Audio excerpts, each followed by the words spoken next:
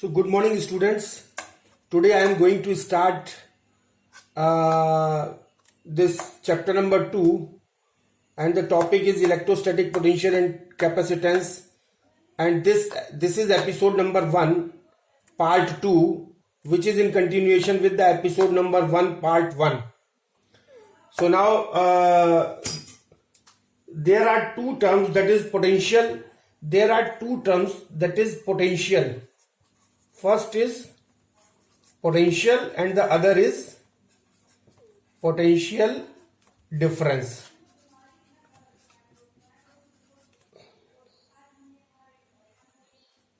So this is potential and this is potential difference. So this potential, this term is not significant. Potential, it is not significant. ये significant नहीं है. It is not significant. अगर हम ये कहें कि significant, एक point पे पोटेंशियल निकालें तो ये एक कोई सेंस वाली बात नहीं है. It is not acceptable. It is not significant. This potential difference, this is significant. It is significant. Significant. Because potential difference means the potential between the 2 points. So now, what is this potential? Suppose this is a point A and this is point B. And अगर हम ये जो Q0 test charge है, this Q0 is test charge is placed at point B. This is known as test charge. और test charge Q0, it is a very small charge which doesn't have its own electrical field. So now अगर इस Q0 charge को हम by external agency द्वारा work done करते हुए अगर हम A तक ले आते हैं, अगर एक्सटर्नल फोर्स लगाते हुए इसको हम A पॉइंट तक ले आते हैं, work done by external agency,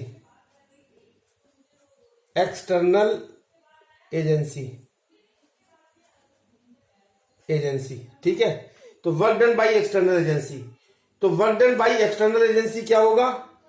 तो जितना भी वर्क डन यहां से इस Q0 पॉइंट से, ये B पॉइंट से Q0 टेस्ट चार्ज को अगर हम A पॉइंट तक लाते हैं तो जो वर्क डन करना पड़ेगा उसको हम पोटेंशियल डिफरेंस कहते हैं, यानी work done by external agent.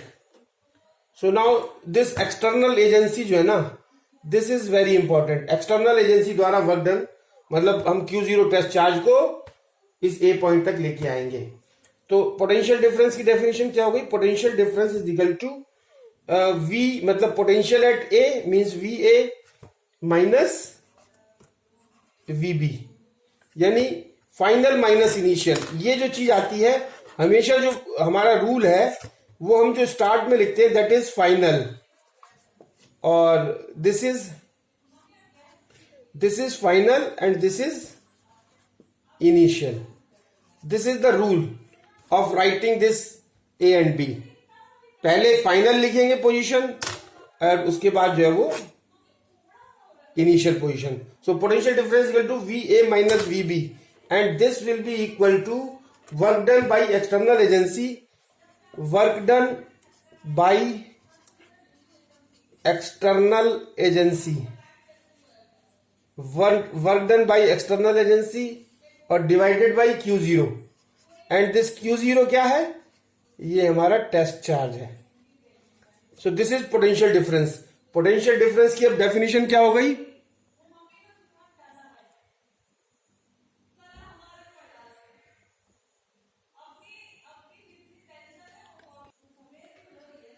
So what is the definition of potential difference? Potential difference is defined as the work done in bringing a unit positive charge from one point to another point. So here 3 things are very important. ये 3 बातें जो है ना, ये potential difference के संदर्भ में बहुत इंपॉर्टेंट है. पहली ये कि the test charge Q0 should be moved very slowly, यानी Q0 टेस्ट चार्ज को बहुत धीरे धीरे हम जो है वो मूव कराएंगे एक्सटर्नल एजेंसी द्वारा. और there should be no change in the speed और kinetic energy of the test charge. Test charge की स्पीड नहीं चेंज होनी चाहिए, और स्पीड कांस्टेंट रहेगी तो काइनेटिक एनर्जी भी कांस्टेंट रहेगी, यानी चेंज नहीं होगी। And the third point which is very important, so the third point, this is very important point, the work done by external agent is against the electrostatic force। यानी work done, यानी जब charge को हम एक point से दूसरे point तक external agent द्वारा लेके आएंगे तो वो जो है वो इलेक्ट्रोस्टैटिक फोर्स के अगेंस्ट में है, अगेंस्ट में होता है। So third point is the work done by external agent, work done by external agent is against the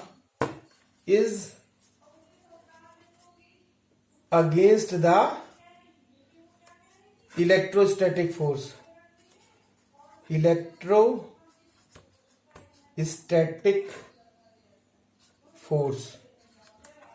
So now the unit of now potential difference की unit, potential difference, the unit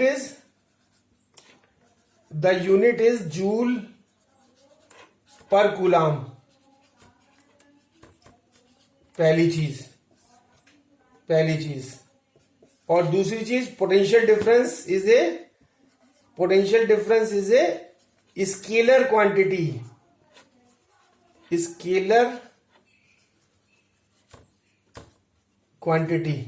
क्यों?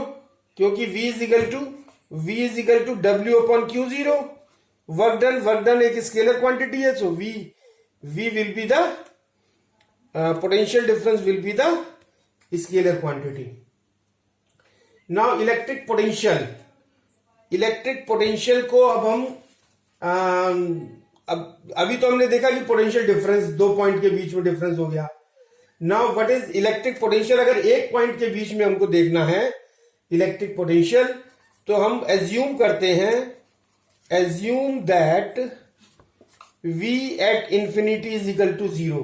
This is an assumption, ये सिर्फ it is an assumption only, ये खाली एक एज्यूम्पशन है कि infinity पे जो पोटेंशियल है वो 0 होगा। It is an assumption.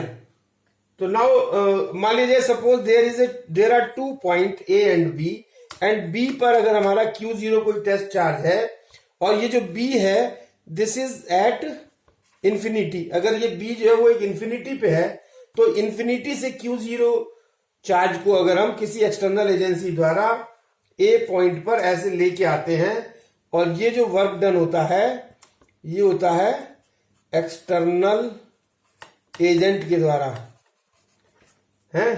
तो क्या होगा, इसको हम क्या लिख सकते हैं? वही लिखेंगे कि पोटेंशियल डिफरेंस क्या होगा।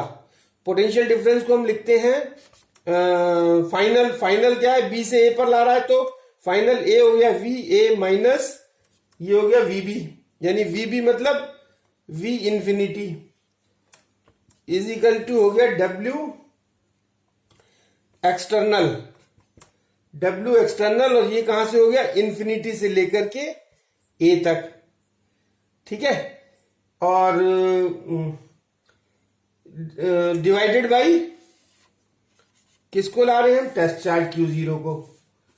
और अब V सिंस अब ये क्या है कि V at infinity is equal to होता है 0, इसकी जगह हम 0 पुट कर दें तो ये हो गया VA minus 0 is equal to W external और डिवाइडेड बाई Q0। और या फिर हम इसको लिख सकते हैं कि VA मतलब potential at A point is equal to W external upon Q0। तो this is the potential at one point. So this is the potential. Now अगर हम पोटेंशियल की बात करें, potential at one point, potential at one point, तो potential अगर एक point पे अगर हम पोटेंशियल की बात करेंगे तो ये हमारा ये निकल के आएगा। So there are what is the definition of potential at any point A? So the potential at any point A is defined as the work done in bringing a unit positive charge Q0 from infinity to point A. So VA is equal to W external infinity to A divided by Q0 test charge. So some noteworthy point. Here there are some important points which are very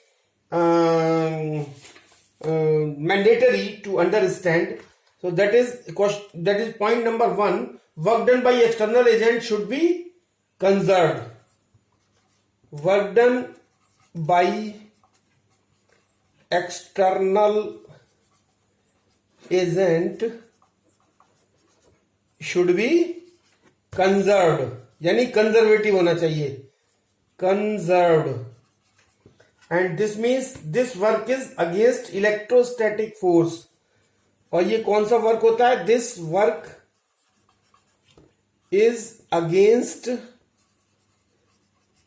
electrostatic force. Electrostatic force, ये electrostatic force के against होता है.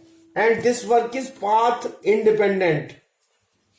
This work done is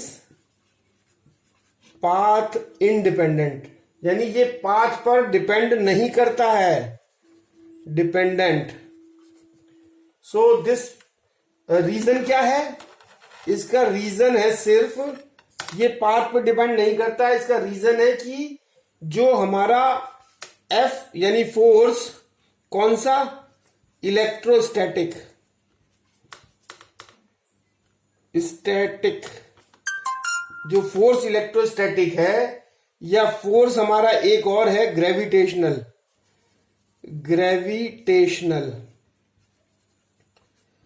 और यह force हमारा electrostatic है, ये conserved है, ये कंजर्व्ड रहता है, इज कंजर्व्ड, और ये भी is conserved. And the third point which is very important, conservative forces are those forces which does not depend upon path. तो कंजर्वेटिव फोर्सेज कौन से होते हैं? Conservative forces. So the third point is conservative forces are those forces which does not depend upon path. Conservative force वो होते हैं जो path पर depend नहीं करते हैं. So work done in all the cases will be same. तो सब cases में जो work done है वो same होगा. तो वो जो forces कौन से हैं? वो है electrostatic force and gravitational force. So now fourth point is test charge should be very very small. It should not have its own electrical field. Test charge small होना चाहिए और ये अपना इलेक्ट्रिकल, इतनी सामर्थ्य नहीं होनी चाहिए कि ये अपना इलेक्ट्रिकल फील्ड खुद बना सके. Now the very important point, that is electric potential due to a point charge. अगर हमको किसी पॉइंट चार्ज हमारे पास है और उससे हमको किसी पॉइंट पर पोटेंशियल निकालना है, तो कैसे निकालेंगे? This is very very important for exam point of view. Derivation इसका बहुत इंपॉर्टेंट है. डेरिवेशन जो एग्जाम में ज्यादातर आता है, इंपॉर्टेंट डेरिवेशन. अब इसमें क्या है कि सपोज हमारे पास कोई पॉइंट चार्ज है Q और कोई P पॉइंट है हमारे पास. Suppose this is a P point, और ये P पॉइंट पर जो है वो हमारा क्या है कि ये P पॉइंट की जो डिस्टेंस है यहां से, वो सपोज R है, और हमको इस पॉइंट चार्ज Q के द्वारा जो है वो R डिस्टेंस पे जो P पॉइंट है उस पे हमको पोटेंशियल निकालना है. और हम जानते हैं कि पोटेंशियल के लिए सबसे चीज इंपॉर्टेंट हमारी क्या है कि पोटेंशियल जो है वो हमारा हम जानते हैं कि V इज इक्वल टू होता है W/Q0. तो पोटेंशियल निकालने के लिए हमको क्या जरूरत पड़ेगी? वर्क डन की जरूरत पड़ेगी. तो वर्क डन निकालने के लिए हम जो है वो सपोज जो है वो इंफिनिटी से, अब क्योंकि एक पॉइंट पे निकालना है हमको, तो हम अगर इंफिनिटी से सपोज ये Q0 जो टेस्ट चार्ज है ये हमारा इंफिनिटी पे रखा है, तो इंफिनिटी से अगर हम इस P पॉइंट तक कोई हम एक्सटर्नल एजेंसी द्वारा वर्क डन करते हुए Q0 टेस्ट चार्ज को P पॉइंट तक लाते हैं। तो ये वर्क डन अगर हमको पता लग जाए, लेकिन क्या होता है कि क्योंकि इंफिनिटी से P पॉइंट तक लाने के लिए, वर्क डन निकालने के लिए हमको फोर्स की जरूरत पड़ेगी, और फोर्स हम निकाल नहीं पाएंगे क्योंकि इसके किसी भी पॉइंट पे हमको डिस्टेंस नहीं मालूम है इस P पॉइंट से।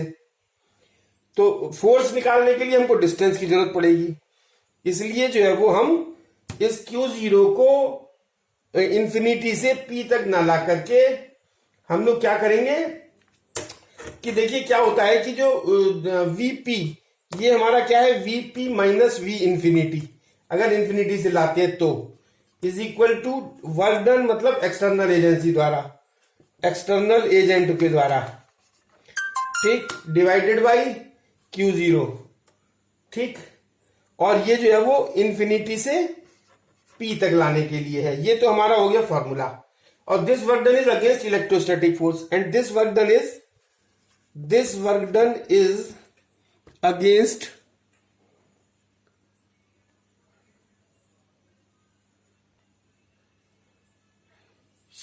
this work done is against electrostatic force. We cannot find out electrostatic force to bring this Q0 charge from infinity to point P because this distance is unknown. ये यहाँ की ये जो distance है, this is unknown. तो क्या करते हैं हम क्या करते हैं, we calculate, तो हम चेंज कर देते हैं इस मेथड को, we calculate the W external agent from P to infinity, P से infinity तक ले लेते हैं, P टू इंफिनिटी ले लेते हैं। Since in round shape work done is equal to 0, round shape में वर्क डन जो है वो 0 होता है क्योंकि जो है वो ये कंजर्वेटिव फोर्स है। सो W एक्सटेंशन इंफिनिटी से P तक is equal to minus W external infinity से P इज इक्वल